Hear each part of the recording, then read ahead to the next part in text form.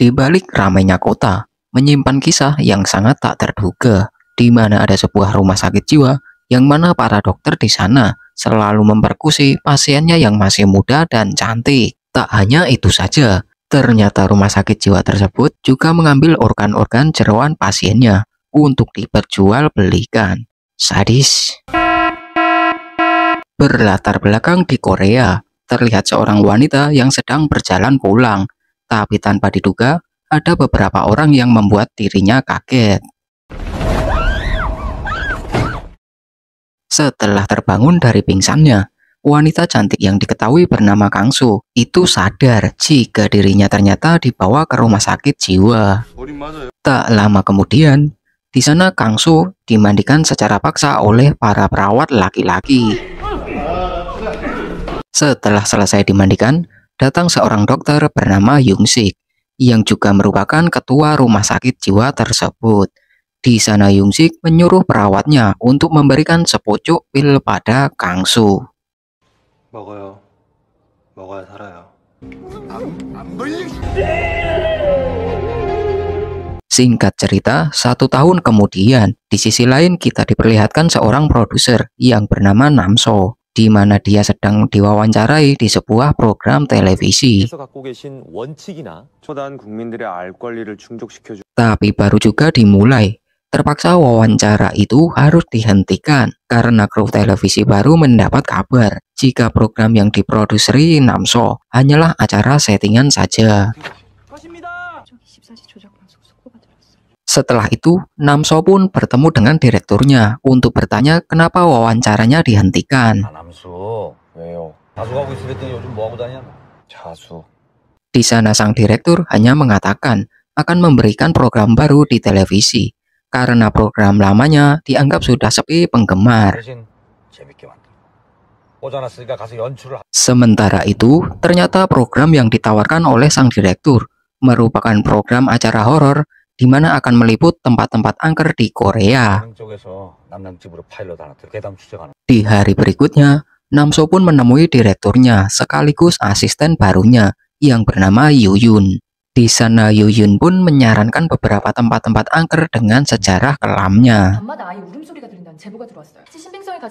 Namun tampaknya Namso terlihat kurang tertarik dengan yang disampaikan Yuyun, hingga Namso pun berubah pikiran setelah Yuyun memberikan sebuah buku catatan di mana di dalamnya berisi catatan harian seorang wanita yang bernama Kangso yang diculik dan dimasukkan ke rumah sakit jiwa, tapi padahal wanita itu masih waras. Yuyun juga menjelaskan bahwa rumah sakit itu kini telah ditutup dikarenakan peristiwa 1 tahun yang lalu di mana rumah sakit itu mengalami kebakaran hebat. Dan hanya ada 1 orang yang berhasil selamat, yaitu Kangsu, pemilik buku catatan itu sendiri.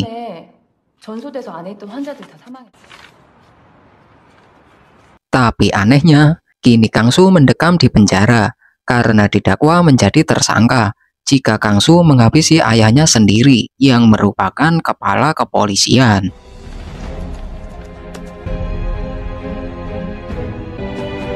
Lantas apa yang sebenarnya terjadi? Jangan skip videonya, Bre, karena kalian akan dibuat geleng-geleng oleh film ini.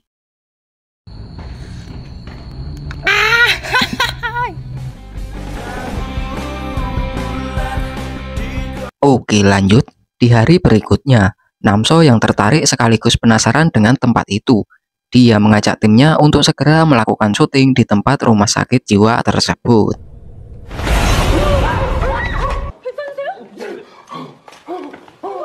Namun di tengah-tengah syuting, mereka semua justru dibuat terkejut, di mana saat itu mereka menemukan seorang pria yang dipenuhi oleh luka bakar.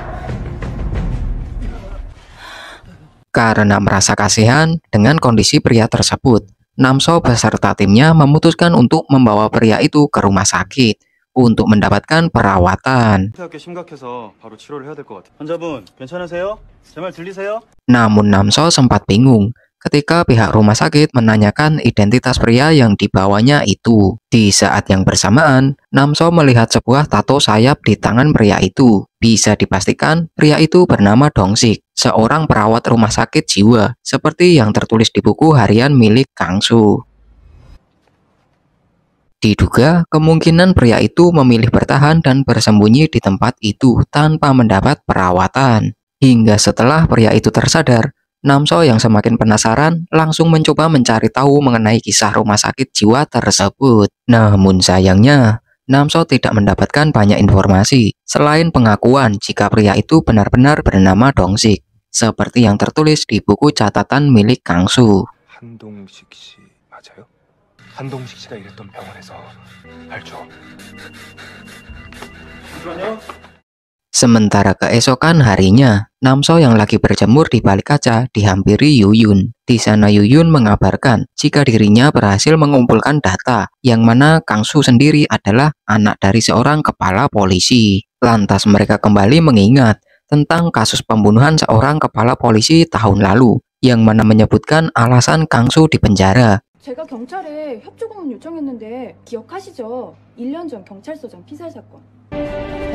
Dalam berita itu tertulis di saat rumah sakit jiwa itu terbakar, Kangsu memanfaatkan momen itu untuk menghabisi ayahnya sendiri. Dengan begitu, secara tidak langsung bisa disimpulkan jika dua peristiwa itu ada kaitannya. 사건 때문에 다른 기사는 별로 있지도 않아요. 병원 화재 난 날이 그날이더라고요. Tak hanya itu, akibat kejahatan yang telah dilakukan Kangsu, membuat dirinya juga ditahan di tempat khusus. Namso yang mendengar hal itu pun menjadi semakin penasaran dengan kasus tersebut. Tak sampai di situ saja, Namso yang ingin mendapatkan info yang lebih akurat, dia bahkan rela mendatangi rumah sakit tahanan tempat Kangsu ditahan. 그 사건 전에 심장마비로 죽어버렸으니까. 나 강수 아줌 만나게 해주라. 친구가 면회 사절이라네. Singkat cerita, Namso mendapatkan izin untuk menemui Kangsu. 강남서 형사 이동우입니다. Di sana Namso langsung bertanya mengenai kematian ayahnya. Tapi Kangsu yang mungkin mentalnya masih belum stabil, dia justru hanya diam saja, tanpa berkata sepatah kata pun. 사건 직전까지 정신병원에 있었다고 주장을.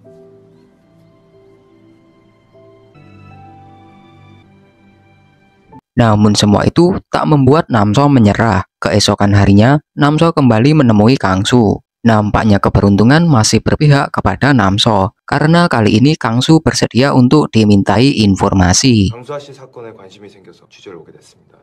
그건 어디서 난 거야? Dalam kesempatan itu, Kangsu berkata jika dia tidak pernah membunuh ayahnya. Tak sampai di situ, kini Kangsu juga mulai menceritakan mengenai kasusnya itu. 사람 죽인 적 없어요. 안 죽였어요.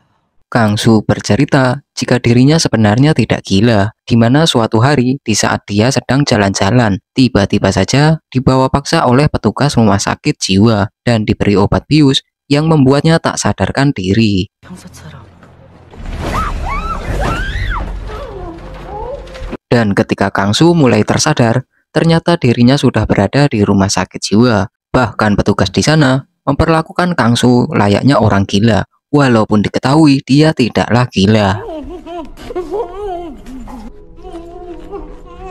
Dan saat kepala rumah sakit ada di hadapannya, Kangsu yang kondisinya diikat juga sempat memohon untuk dilepaskan. Tapi bukannya dilepaskan, Kangsu justru malah disiksa.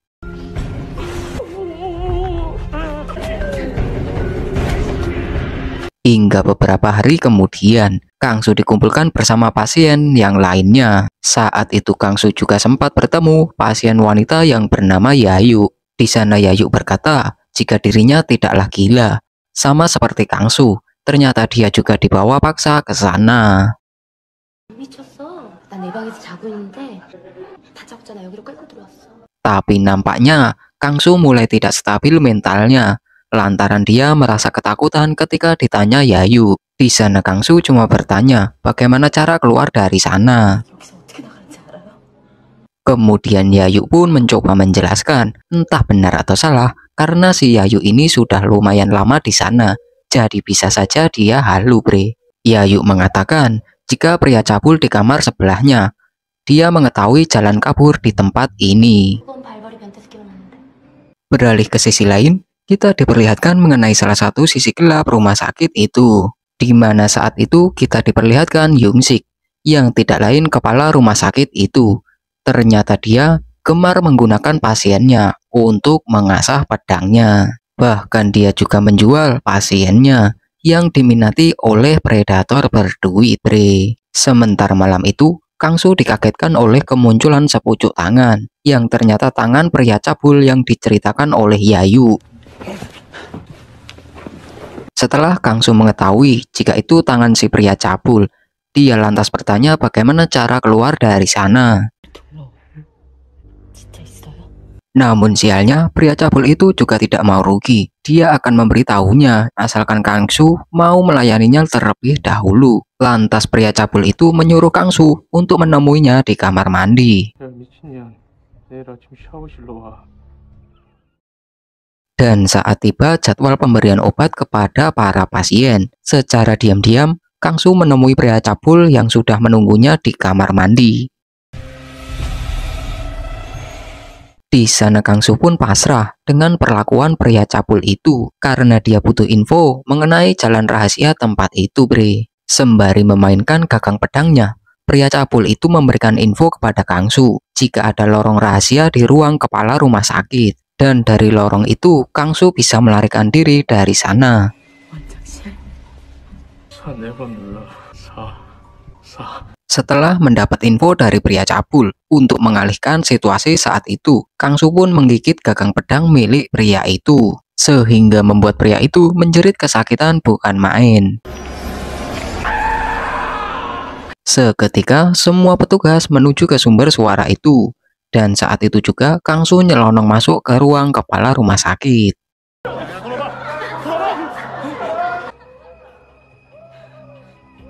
Kangsu yang mondar-mandir mencari letak lorong itu sempat kebingungan, hingga akhirnya dia berhasil menemukannya, bre.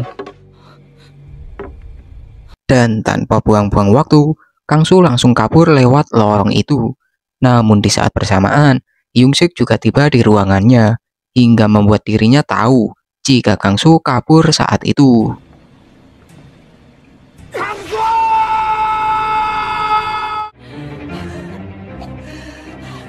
Setelah berhasil keluar dari tempat itu, Kangsu pun toleh-toleh untuk mencari bantuan. Namun penampilannya yang dipenuhi noda darah, Kangsu justru jadi tontonan banyak orang. Hingga tak lama, petugas rumah sakit jiwa pun datang, dan terpaksa Kangsu harus kembali berlari. Kangsu juga terpaksa nekat mencegat sebuah mobil polisi yang sedang berpatroli, bre.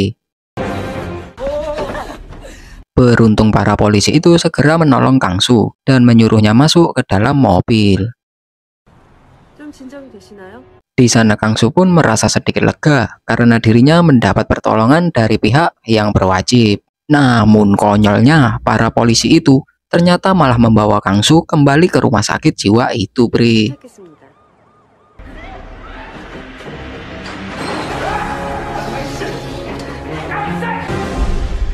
Setelah itu, terungkaplah kebenaran jika para polisi tadi diperintah oleh kepala polisi untuk menangkap Kangsu yang kabur dari rumah sakit jiwa. Tak hanya itu, ternyata kepala polisi itu juga hanyalah ayah tiri Kangsu, dan berarti bukan ayah kandungnya. Bener kan, bre? Nggak ayah tiri, nggak ibu tiri, kok sama-sama sadis. Kecuali ibu tiri yang di film sebelah.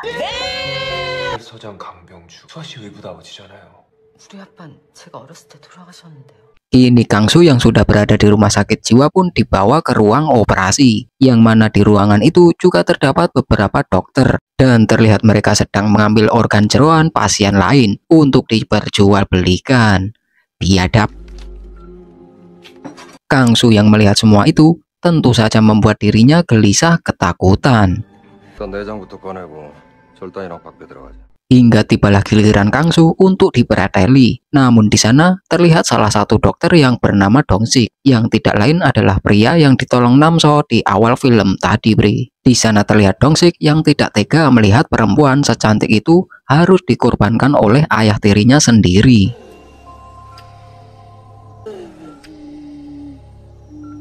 Sehingga Dong-sik memutuskan membuka buku catatan Kangsu Beruntungnya dia menemukan nomor telepon teman Kangsu. Saat itu Dongsik berhasil menghubungi teman Kangsu yang bernama Jarwo. Lantas Jarwo yang mendapat kabar itu pun bergegas ke rumah sakit untuk menjemput Kangsu.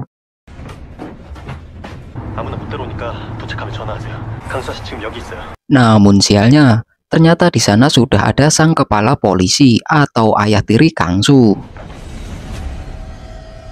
Karena kepala polisi itu ngejogrok di lobi utama, membuat Jarwo pun tidak bisa masuk ke dalam. Lantas Jarwo menghubungi Dongsik agar bisa menjemputnya.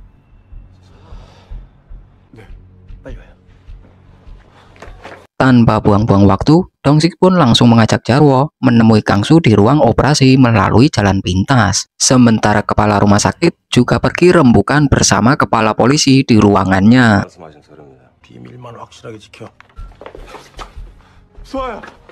Di sana Dongsik pun menyuruh Jarwo untuk segera membawa pergi Kangsu. Namun sialnya, mereka malah bertemu oleh kepala rumah sakit yang membuat mereka bertiga harus tertangkap dan disiksa, Bre.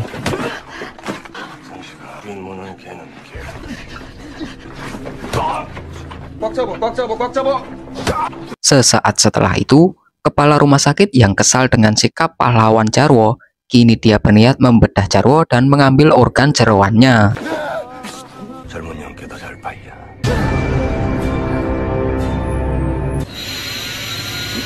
Dan saat kepala rumah sakit akan memulai kebiadabannya, terdengar suara kegaduhan dari luar ruangan. Ternyata saat Yayu sedang cosplay pesta Halloween, tanpa sengaja dia menjatuhkan lilinnya, Bri. Seketika hal itu membuat kepala rumah sakit berlari ke kantornya untuk menyelamatkan berkas-berkas serta harta benda berharga lainnya.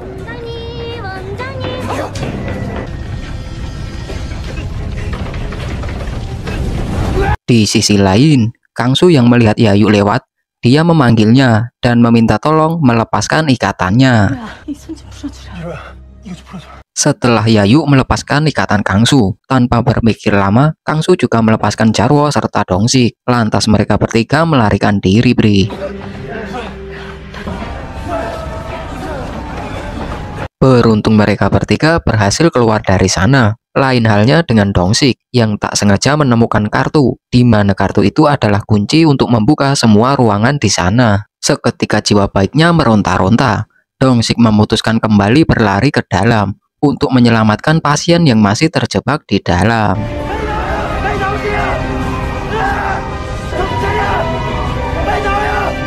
Sementara Kangsu dan Jarwo yang masih menunggu Dongsik, secara tiba-tiba mereka dikagetkan dengan kemunculan kepala rumah sakit, di mana saat itu sang kepala rumah sakit berhasil menarik Jarwo ke dalam kobaran api. Hingga akhirnya Jarwo pun harus ikut terpanggang bersama kepala rumah sakit. Jadi seperti itulah pengakuan Kangsu saat dimintai informasi oleh Namso waktu itu. Namun Namso yang kurang puas dengan pengakuan Kangsu karena dirasa masih ada yang kurang sesuai. Lantas Namso memberikan pertanyaan terakhirnya, di mana saat itu Namso bertanya, apakah Kangsu sempat pulang ke rumah ayah tirinya setelah kejadian itu.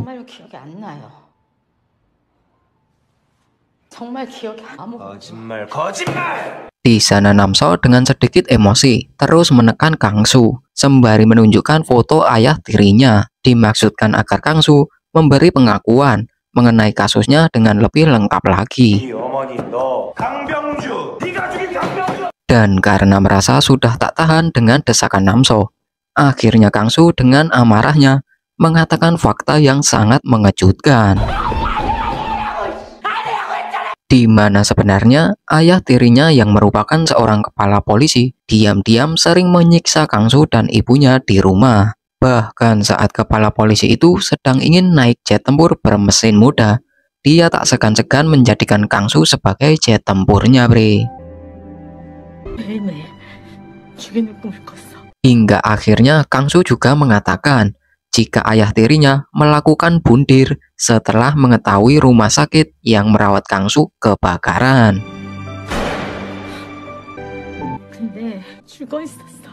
Namso yang mendengar cerita kelam Kangsu yang sangat menyedihkan itu, dia yang bersimpati pun berniat mengangkat cerita itu ke program televisi barunya. 그는 자신의 신분과 지위를 이용하여 재산을 축적하고 우리가 알고 있던 덕망 높은 경찰서장은 없었습니다. Tak hanya cerita kelamnya, Namso juga menampilkan Kangsu sebagai saksi hidup sekaligus korbannya. Berkat siaran itu yang menarik perhatian publik, ditambah banyak warga yang bersimpati, membuat kasus itu pun berhasil diangkat kembali ke pengadilan. 강병주 경찰서장 살해 사건의 피의자. Singkat cerita, setelah mengulas kembali kasus itu, pihak pengadilan pun menarik hukuman 7 tahun penjara. Kini Kangsu dinyatakan tidak bersalah dan dibebaskan. Eits, tapi ceritanya tak sesingkat itu, Bre. Karena masih ada fakta yang sungguh di luar dugaan. Oke, lanjut. Setelah Kangsu dibebaskan dari penjara, Namso berniat mengantarkan Kangsu ke rumahnya. Setelah mereka sampai, namun sebelum Namso pergi, Kangsu mengatakan suatu hal kepada Namso. Kemudian Kangsu memberikan buku catatannya kepada Namso. Di sana Namso yang dibuat penasaran dengan perkataan Kangsu, membuatnya kembali membaca dan memahami isi catatan itu. Setelah beberapa saat membaca ulang dan memahami catatan itu, Namso sadar ternyata apa yang disampaikan Kangsu tidak semuanya benar. Karena sebenarnya orang yang dipaksa ayah tirinya masuk ke rumah sakit jiwa tidak lain adalah ibu kandung Kangsu. Sementara orang yang disebut-sebut sebagai Jarwo adalah Kangsu sendiri. Namun sayang sekali, Kangsu saat itu gagal menyelamatkan ibunya sendiri. Hingga akhirnya Kangsu memutuskan untuk mendatangi rumah ayah tirinya. Di sana dia menembak ayah tirinya karena menganggap dialah yang bersalah atas kematian ibu kandungnya. Sementara Namso yang sadar jika dirinya hanya dimanfaatkan oleh Kangsu pun hanya melongo tanpa kata-kata. Dan film pun tamat. Jadi seperti itulah alur cerita film kali ini. Jangan lupa tinggalkan kritik atau pendapat kalian di kolom komentar, Bre. Terima kasih, sampai jumpa di video selanjutnya.